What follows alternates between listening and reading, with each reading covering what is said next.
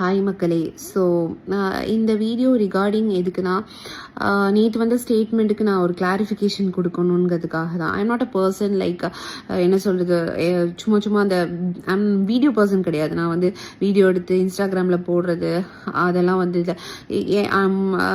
என்ன பார்த்தீங்கன்னா, அது ஃபர்ஸ்ட் வீடியோ நேற்று நான் போட்டிருந்தேன் கிளாரிஃபிகேஷனுக்காக. அண்ட் அகெயின் இன்னைக்கு ஒரு கிளாரிஃபிகேஷன் கொடுக்கறதுக்காக தான் இந்த வீடியோ. அண்ட் நேற்று ஸ்டேட்மெண்ட் போட்டிருந்தாங்க, இந்த மாதிரி ஜாய் வந்து காசுக்காக பணத்திற்காக பிரிக்க நினைக்கிறார், சதி திட்டம் அது இது அப்படின்னு அது வந்து போட்டிருந்தாங்க. அண்ட் என்னோட அஃப்ரிமேஷன்ஸை வந்து எடுத்து போட்டிருந்தாங்க. இதுக்கு முன்னாடி நான் ஒரு என்னோட மெசேஜஸ் போட்டிருந்தாங்க, அதெல்லாம் கிளாரிஃபிகேஷன் கொடுக்குறேன். பட் அதுக்கு முன்னாடி ஒன்று கேட்குறேன், ஸ்ருதி பிரியா, நான் உங்களுக்கு எத்தனையோ வாட்டி உங்களை நான் வந்து ட்ரை பண்ணி ரீச் பண்ணுறதுக்கு கால் பண்ணினேன். ஏதாவது ஒரு கால் நீங்கள் எடுத்து பேசியிருந்தீங்களா? நீங்கள் அன்றைக்கி பேசுனீங்கன்னா இந்த மாதிரி ஒரு இஷ்யூஸ் வந்திருக்காது. ஏன்னா நீங்கள் அன்றைக்கி நான் வந்து உங்ககிட்ட ஒரு சில கிளாரிஃபிகேஷனுக்காக நான் கால் பண்ணேன். அதுவும் எத்தனையோ வாட்டி கால் பண்ணேன், நீங்கள் என் கால்ஸை எடுத்ததே கிடையாது. அண்ட் அதுக்கப்புறமா ஃபர்ஸ்ட் இந்த அஃப்ரிமேஷனுக்கு ஒரு கிளாரிஃபிகேஷன்ஸ் கொடுத்துட்றேன். ஸோ அஃப்ரிமேஷனை ஒரு பெரிய குத்தமாக எடுத்துகிட்டு வந்து பாயிண்ட் நம்பர் 6 பாருங்கள், பாயிண்ட் நம்பர் 7 பாருங்கள், பாயிண்ட் நம்பர் 8 பாருங்கள், பாயிண்ட் நம்பர் 9 பாருங்கன்னு போட்டிங்களே. ஃபர்ஸ்ட் ஆஃப் ஆல் மேனிஃபெஸ்டேஷன் பண்ணுறது தப்பா? அது என்ன குத்தமா?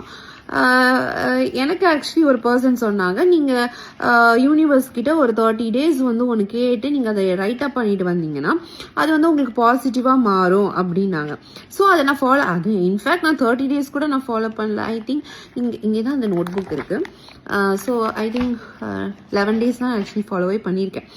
Okay, well and good. So அதில் வந்து அவங்க பாயிண்ட் நம்பர் போட்டு அப்படி இப்படின்னு போட்டிருந்தாங்க. I want my husband Rangaraj to give me 8 lakhs. So இந்த கிளாரிஃபிகேஷன் என்னன்னா, ஆப்வியஸ்லி ஒரு பொண்டாட்டிக்கு கடன் இருக்கோ, இல்லை ஒரு பொண்டாட்டிக்கு ஒரு வாண்ட் இருக்கு, அதை வந்து அவள் பக்கத்து வீட்டுக்காரன்ட்ட கேட்பாளா இல்லை புருஷன்கிட்ட கேட்பாளா? ஸோ மாதம்பட்டி ரங்கராஜ் என்னோட ஹஸ்பண்ட், ஓகேவா? ஸோ கால்ட் ஹஸ்பண்ட், கல்யாணம் பண்ணிட்டாரு. ஸோ ஆப்வியஸ்லி ஹஸ்பண்ட் தான். இன்ஃபேக்ட் அவர் தான் கல்யாணம் பண்ணார், உன்னை கல்யாணம் பண்ணிக்கிறேன்னு சொல்லி கல்யாணம் பண்ணார். அந்த ஸ்டேட்மெண்ட்டை இப்போ வேறு மாதிரி மாற்றி சொல்கிறாரு. ஸோ அதை நான் அந்த கிளாரிஃபிகேஷன் கொடுத்துட்டேன்.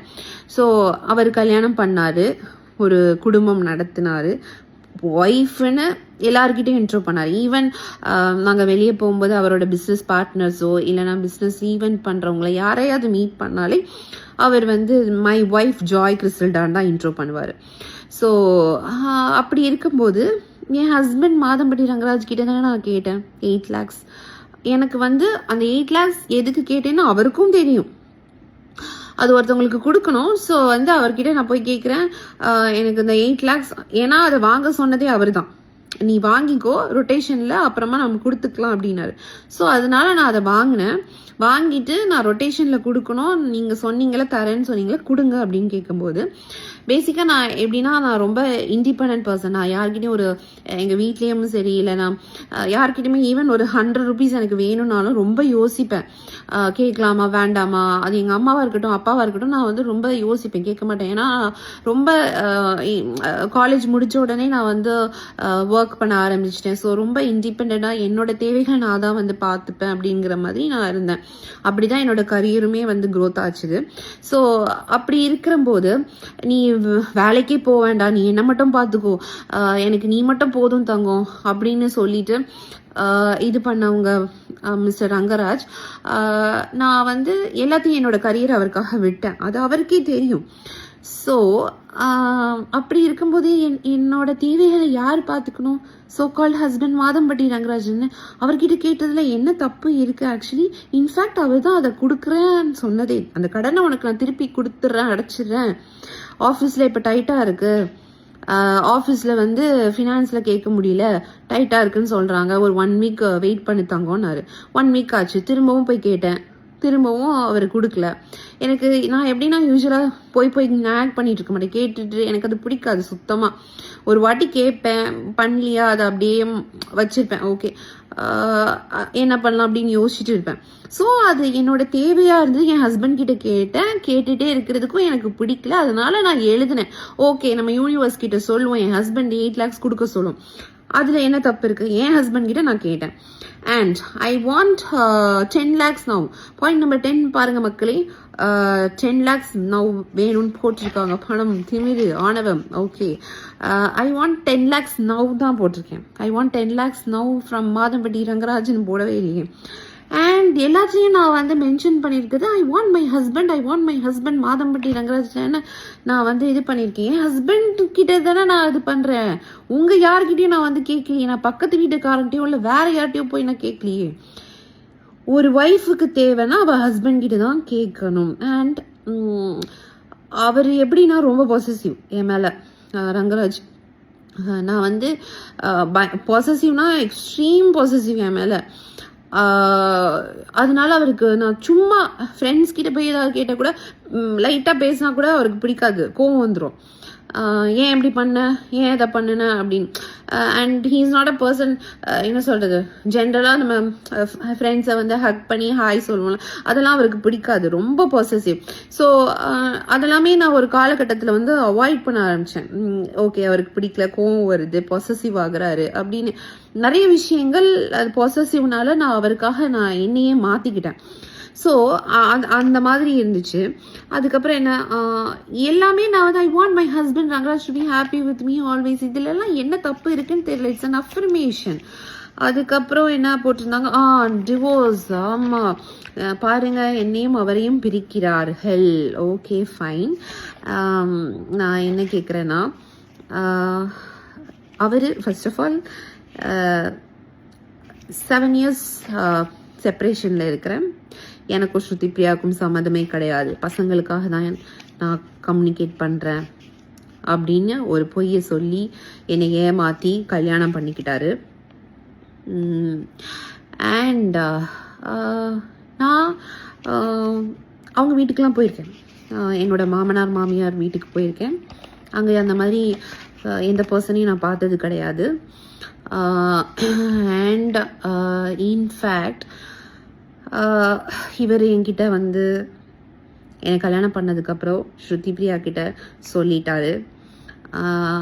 ஸ்ருதி பிரியாவுக்கு ஓகே சொன்னா தங்கம், எல்லாமே okay, she doesn't have any problem நம்ம கல்யாணம் பண்ணதில் அப்படின்லாம் தான் சொன்னார் என்கிட்ட. அண்ட் இன்ஃபேக்ட் அவங்க வீட்டிலே எல்லாருக்குமே தெரியும். அவங்க அம்மா எனக்கு தாலியில் குங்குமம் வச்சு என்னை ப்ளெஸ் பண்ணியிருக்காங்க. என் பையன் வந்து இப்போ தான் ஹாப்பியாக இருந்து சந்தோஷமாக அவன் சிரித்து அவனை ஒருத்தன் இவ்வளோ டேக் கேர் பண்ணுறதை நான் இப்போ தான்மா பார்க்குறேன். எப்போவுமே நீங்கள் 2 பேரும் சந்தோஷமாக ஒருத்தருக்கு ஒருத்தர் அந்யுன்யமாக இருக்கணும் அப்படிலாம் வந்து என்னை ப்ளெஸ் பண்ணியிருக்காங்க அந்த வீட்டில், கோயம்புத்தூரில். ஸோ இங்கே யாரும் எதையும் மறைச்சிட்டு எதுவுமே பண்ணவே இல்லை. இன்ஃபேக்ட் ஃபேமிலி மெம்பர்ஸ்ன்னு சொல்கிற எல்லாருக்குமே தெரியும் இவர் என்னை கல்யாணம் பண்ணிக்கிட்டாருங்கிறத. இன்றைக்கி வந்து எதுவுமே நடக்காத மாதிரி, எனக்கு தெரியாத மாதிரி வந்து பண்ணுறது வந்து which is not good. So நானே ஒரு சில டைம் எனக்கு கிளாரிஃபிகேஷனுக்காக நான் ஸ்ருதி பிரியாவுக்கு கால் பண்ணியிருக்கேங்க. நிறைய வாட்டி ட்ரை பண்ணியிருக்கேன், ரீச் பண்ணியிருக்கேன். ஃபில்ரிங் போகும், வாட்ஸ்அப் கால் பண்ணியிருக்கேன், நார்மல் கால் பண்ணியிருக்கேன், எடுத்ததில்லை. ஏன்னா மெயின் கால்ஸ் பண்ணும்போது எடுக்க மாட்டாங்க சம்டைம்ஸ் சில பேர். பட் வாட்ஸ்அப் கால் வந்து நமக்கு டிபி இருக்கும்ல, நேம்ஸ் இருக்கும். ஸோ அதனால் தெரிஞ்ச ஃபேஸ்னால எடுப்பாங்கன்னு சொல்லிட்டு என்னோட டிபி வந்து ஒரு 2 years நானும் ரங்கராஜோட ஃபோட்டோ தான் வச்சுருக்கேன். அதுவுமே வந்து அவர் ரொம்ப பொசசிவ். என்னை சுற்றி இருக்கிறவங்க எல்லாருக்கும் தெரியும். அந்த 2 வருஷமாக என்னோட வாட்ஸ்அப் டிபியில் எங்கள் 2 பேர் ஃபோட்டோ தான் இருக்கும். என்னோட சிங்கிள் பிக்ச் இருந்ததாகவே சரித்திரம் கிடையாது இந்த 2 வருஷத்தில். ஏன்னா நான் சிங்கிள் பிக்சர் வச்சுருந்தேன். ஒரே ஒரு வாட்டி சிங்கிள் பிக்சர் சும்மா ஃபியூ மினிட்ஸ் வச்சேன். திடீர்னு பார்த்தா அவர் ஃபேஸ், சங்கராஜ் ஃபேஸ் ரொம்ப அப்செட்டாக இருந்துச்சு, டல்லாக இருந்தார், என்கிட்ட பேசவே இல்லை. என்ன ஆச்சு அப்படின்னு கேட்கும்போது ஒன்றும் இல்லை அப்படின்னு ரொம்ப கோவமாக ஆன்சர் வந்தது. என்ன ஆச்சுன்னு திரும்ப நான் கேட்கும்போது சோகமாக சொன்ன ஒரு பதில், இவ்வளோ நாள் நம்ம பிக்சர் தானே நீ வச்சுருக்க எப்போவுமே, திடீர்னு உன் பிக்சர் நீ வச்சோன்னே எனக்கு அது ரொம்ப ஹர்ட் ஆயிடுச்சுன்னு சொன்னார். அந்த செகண்ட்லேருந்து இத்தனை வருஷமாக அவர் ஃபோட்டோவும் என் ஃபோட்டோவும் இப்போ கூட ஸ்டில் நவ் என்னோட வாட்ஸ்அப் டிபி அவரும் நானும் இருக்கிறது தான். ஸோ அப்படிப்பட்ட ஒரு வாட்ஸ்அப் டிபி காலிங்னு தான் வரும். அப்போ ஏன் நீங்கள் ஃபோன் எடுக்கல? எனக்கு நிறைய கிளாரிஃபிகேஷனுக்காக நான் அடிக்கடி ஃபோன் பண்ணுவேன். பட் அவங்க ஸ்ருதி பிரியா ஃபோன் எடுத்ததே கிடையாது.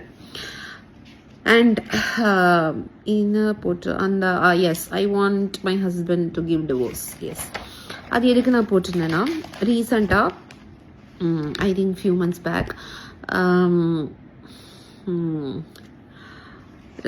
நிறையா பொய் சொல்லி இது பண்ணிடுவார் என்ன, ஓகேவா? திடீர்னு நான் ஏதாவது கேட்கும்போது பொய் சொல்லி மாட்டிடுவார். அப்புறம் என்னை வந்து கன்வின்ஸ் பண்ணுவார், காலில் விழுவார், கட்டி பிடிச்சி கதறுவார், சாரி தங்கம், நான் தப்பு பண்ணிட்டேன், அப்படி பண்ணிட்டேன், இப்படி பண்ணிட்டேன், மன்னிச்சிடு, எனக்கு நீ இல்லாமல் வாழ முடியாது, அப்படி இப்படின்னு அழுவார்.